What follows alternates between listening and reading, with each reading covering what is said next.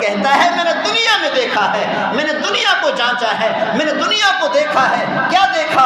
کہ بڑے بڑے ماہر لوگ آئے، انہوں نے علوم و فنون حاصل کیے، یونیورسٹیوں سے، کالجوں سے، بڑے بڑے اداروں سے، بڑے بڑے ماہر ترین لوگوں سے علوم حاصل کیے، لیکن محمد الرسول اللہ سارے کہو صلی اللہ علیہ وسلم ایسی پاک ہستی ہیں، اور ہم ہیں، ہمیں نبی کی زندگی کا علم ہے، ہمیں شوق ہی نہیں کہ ہم نبی کی زندگی کو پڑھیں، یا کم از کم اتنی وقت نہیں ہے پڑھنے کا، یا کم از کم جمعہ کے وقت بیان ہوتا ہے یہاں پہ آ کر نبی کی زندگی کو سن لیں۔ آج مسلمان کے پاس اتنا بھی ٹائم نہیں ہے۔ صحابہ اکرام نے کتنی محنتیں کی، ائمہ اکرام نے کتنی محنتیں کی، جانچ پڑتال کی ایک ایک حدیث کی، اسماء الرجال کا علم متعین فرمایا، اتنی تحقیق کرتے ہوئے کسی سے ائمہ اکرام نے حدیث لی تو بڑی تحقیق کی۔ ایک محدث تھے، سینکڑوں کلومیٹر پیدل سفر کر کے گئے، پتہ چلا کہ ایک حدیث شریف فلاں عالم کے پاس ہے، فلاں آدمی کے پاس ہے۔ پہنچے، وہاں پر پہنچے، گھر سے پتہ چلا اپنی زمین میں کھیتی میں گئے ہوئے۔ جب کھیتی میں پہنچے تو دیکھا کہ گھوڑے کو اس طرح دامن کر کے، اس طرح کر کے بلا رہے، اور دامن میں کچھ نہیں۔ یہ جو امام تھے ایک حدیث لینے گئے، جب انہوں نے یہ معاملہ دیکھا تو دل میں سوچا جب یہ آدمی ایک گھوڑے کو دھوکہ دے رہا ہے، اس کے دامن میں کچھ نہیں، اور بلا رہا ہے میرے دامن سے آ کر کچھ کھا لے، جب یہ گھوڑے کو دھوکہ دے سکتا ہے کہ کہیں نبی کی حدیث غلط نہ بیان کر دے، اسی لیے میں اس سے حدیث نہیں لوں گا۔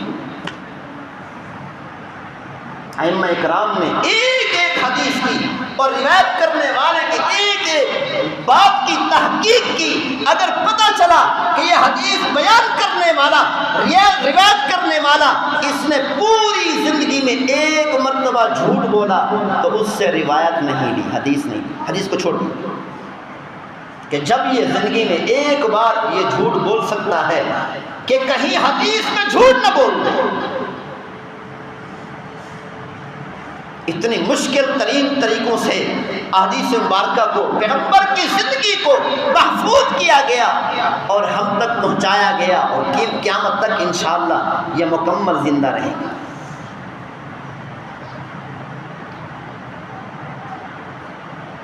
تو پیغمبر صلی اللہ علیہ وسلم نے حتیٰ کہ اپنی بیویوں کو بھی فرما دیا تھا، ہر انسان کو، دنیا میں جو بھی انسان ہے، ہر انسان کو ڈر ہوتا ہے کہ میری بیوی میرے اندر کی باتیں کسی اور کو نہ بتا دے، خوف ہوتا ہے، پریشانی ہوتی ہے کہ میری بیوی میری اندر کی باتیں کسی اور کو نہ بتا دے۔ لیکن پیغمبر صلی اللہ علیہ وسلم نے ایسی کامل اور اکمل اور احسن طریقے سے زندگی گزاری۔ پیغمبر صلی اللہ علیہ وسلم نے اپنی ازواج مطہرات سے فرما دیا، جو کچھ تم مجھے کرتا دیکھو سب کچھ میری امت کو بتا دینا،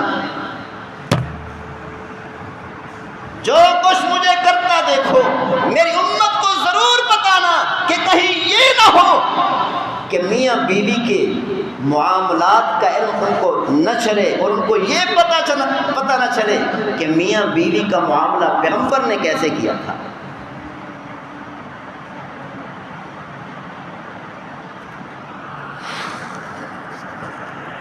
اسی لیے فرمایا قید ایسا بناؤ جس کی مکمل زندگی پاکیزہ ہو۔ ایسے لوگوں کے پیچھے مت چلو، غیروں کے پیچھے مت چلو جو قید بننے کے لائق تک نہیں ہے۔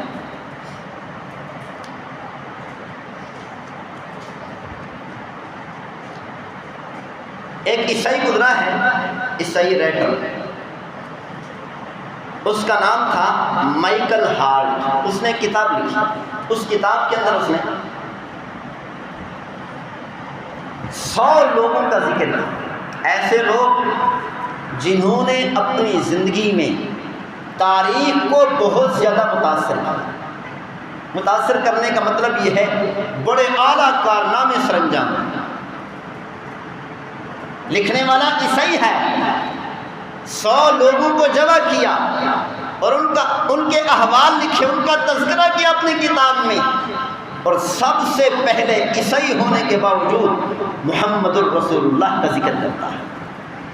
حضرت عیسیٰ علیہ السلام کا ذکر کیا بعد میں، موسیٰ علیہ السلام کا ذکر کیا بعد میں، باقی انبیاء علیہ السلام کا ذکر کیا بعد میں، باقی لوگوں کا ذکر کیا بعد میں، سب سے پہلے پیغمبر صلی اللہ علیہ وسلم کا تذکرہ کرتا ہے اور کہتا ہے میں نے دنیا میں دیکھا ہے، میں نے دنیا کو جانچا ہے، میں نے دنیا کو دیکھا ہے۔ کیا دیکھا؟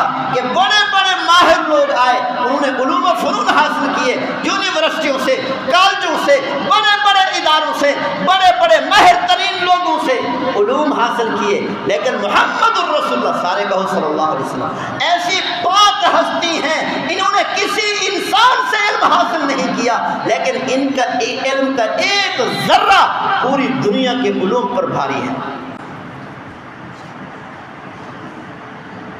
دنیا میں پیغمبر صلی اللہ علیہ وسلم کا کوئی استاد نہیں، پیغمبر صلی اللہ علیہ وسلم نے کسی سے دنیا میں علم حاصل نہیں کیا، ڈائریکٹ اللہ رب العالمین پیغمبر صلی اللہ علیہ وسلم کے استاد۔ پیغمبر صلی اللہ علیہ وسلم نے خود کس سے علم حاصل کیا؟ خود رب العالمین سے۔ جبریل علیہ السلام لے کر آتے ہیں دنیا میں، پیغمبر صلی اللہ علیہ وسلم کا کوئی استاد نہیں، پیغمبر صلی اللہ علیہ وسلم نے کسی سے دنیا میں علم حاصل نہیں کیا، ڈائریکٹ اللہ رب العالمین پیغمبر صلی اللہ علیہ وسلم کے استاد۔ پیغمبر صلی اللہ علیہ وسلم نے خود کس سے علم حاصل کیا؟ خود رب العالمین سے۔ جبریل علیہ السلام لے کر آتے ہیں،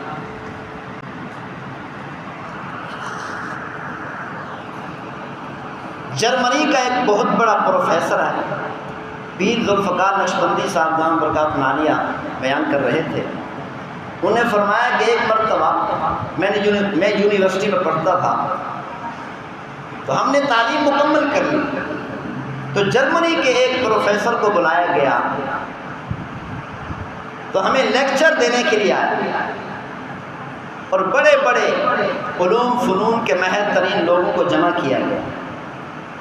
ان کو لیکچر دینے کے لیے جرمنی کا پروفیسر پہنچا، اس نے بات شروع کی، اس نے کہا دنیا والے پہلے یہ کہتے تھے ڈگریاں حاصل کرنے کے بعد، کالج یونیورسٹیوں میں پڑھنے کے بعد، پڑھنے کا کوئی مقصد نہیں، اس کے بعد علم مکمل ہو جاتا ہے، ضروری نہیں کہ اس کے بعد پڑھتا ہے، اس کے بعد پڑھنا ضروری نہیں، علم حاصل کرنا ضروری نہیں، کہ سب سے پہلے یورپیوں نے ثابت کیا اس بات کو کہ ڈگریاں حاصل کرنے کے بعد بھی ساری زندگی پڑھنے کی ضرورت پڑتی ہے، علم حاصل کرنے کی ضرورت پڑتی ہے۔ بار بار وہ پروفیسر، جرمنی کا پروفیسر بار بار یہ کہہ رہا تھا کہ سب سے پہلے یورپیوں نے اس بات کو ثابت کیا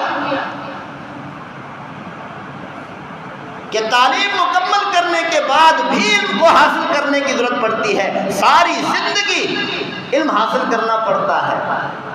پھر سب فرماتے ہیں کہ میں اس وقت اسٹوڈنٹ تھا، کھڑا ہو گیا، میں نے کہا مجھے آپ کی بات پر اعتراض ہے۔ کیا اعتراض ہے؟ انہوں نے فرمایا کہ میں نے کہا